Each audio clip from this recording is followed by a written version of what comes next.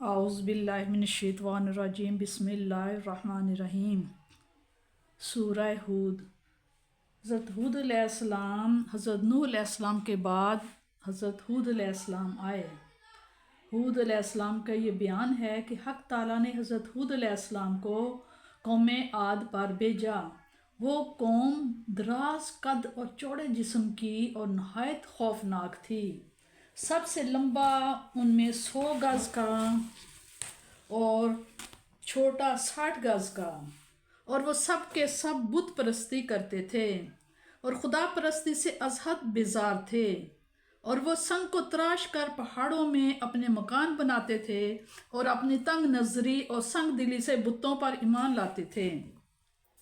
مگر ان میں سے ایک فرقہ ایمان لایا تھا اور وہ ان کافروں کے خوف سے اپنا ایمان چھپاتا تھا۔ جب حضرت ہود علیہ السلام کی نصیحت حد سے زیادہ ہوئی تو سب کافر حضرت ہود علیہ السلام کو ایذا دینے کے لیے آمادہ ہو گئے۔ جو لوگ ان پر ایمان لا چکے تھے انہوں نے حضرت ہود علیہ السلام کو اس بات کی اطلاع دی، تو حضرت ہود علیہ السلام نے جناب باری تعالیٰ میں ان کافروں کے واسطے بددعا کی۔ اس بددعا کے نتیجے میں برسات موقوف ہو گئی اور زراعت سوکھ گئی اور تقریباً 7 برس تک وہ کافر قحط کی بلا میں گرفتار ہوئے اور بھوک و پیاس کے مارے اپنی زندگی سے بیزار ہوئے۔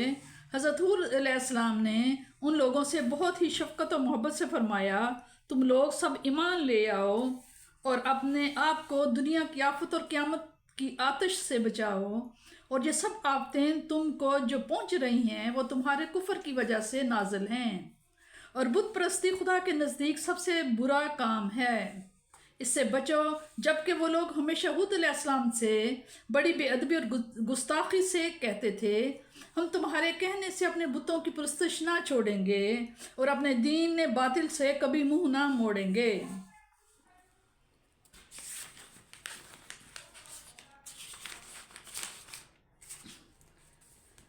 جب ابن منبع نے روایت کی ہے کہ 7ویں زمین پر ایک ہوا ہے اور اس کا نام ریح العقیم ہے، اور 70,000 زنجیروں سے اس کو باندھ رکھا ہے، اور 70,000 فرشتے اس پر محافظ اور موکل ہیں۔ جب قیامت کا دن ہوگا وہ ہوا چھوڑ دی جائے گی اور وہ اتنی تیز ہوگی کہ پہاڑوں کو مانند ریزہ ابریشم کے اڑا دے گی، اور آسمان گر پڑے گا اور اس کے ٹکڑے ہو جائیں گے، اور وہ روئی کے گالے کی مانند اڑتا پھرے گا، جیسے کہ اللہ تعالیٰ نے فرمایا، اے فرشتوں وہ ہوا قوم عاد پر کچھ دیر کے واسطے چھوڑ دو۔ تب انہوں نے عرض کی، اے اللہ تعالیٰ کس قدر چھوڑیں؟ حکم ہوا گائے کی ناک کے نتھنے کے اندازے سے چھوڑ دو۔ انہوں نے پھر عرض کی، یا رب العالمین اس مقدار سے تو سارا عالم ہی برباد ہو جائے گا۔ تب حکم ہوا سوئی کے ناکے کے سوراخ کے برابر چھوڑ دو۔ جب انہوں نے حکم خدا کو بجا لاتے ہوئے اس ہوا کو سوئی کے سوراخ کے برابر سے چھوڑا تو وہ ہوا مانند ابر سیاہ کے پہاڑ کی طرف نکل کر آئی۔ اس ہوا کو دیکھ کر قوم عاد بہت خوش ہونے لگ گئی اور کہنے لگی کہ یہ ابر ہے، ہم پر ضرور برسے گا۔ ہود علیہ السلام نے فرمایا، اے کافرو ذرا صبر کرو، اللہ تعالیٰ کی طرف سے تم پر عذاب علیم پہنچتا ہے۔ وہ اس خبر کو سن کر تقریباً 7 لاکھ مرد 3 پہاڑوں کے دامن میں جا رہے، جہاں ہوا کی راہ ایک طرف سے بھی نہ تھی، اور یہ سب آپس میں ایک دوسرے کا ہاتھ پکڑ کر اور اپنے پاؤں کو گھٹنوں تک زمین میں گاڑ کر بیٹھتے تھے، اور زن و مرد لڑکے بالے چارپائیوں کے